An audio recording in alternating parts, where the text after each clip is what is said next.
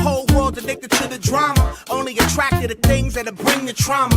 Overseas, yeah, we trying to stop terrorism, but we still got terrorists here living in the USA, the big CIA, the Bloods and the Crips and the KKK. But if you only have love for your own race, then you only leave space to discriminate, and to discriminate only generates hate. And when you hate, then you're bound to get irate. Yeah, madness is what you demonstrate, and that's exactly how anger works and operates. Man, you gotta have love just to set it straight. Take control of your mind and meditate. Let your soul gravitate to the love, y'all. People killing, people dying, children hurt and you hear them crying. When you practice what you preach, and would you turn the other cheek?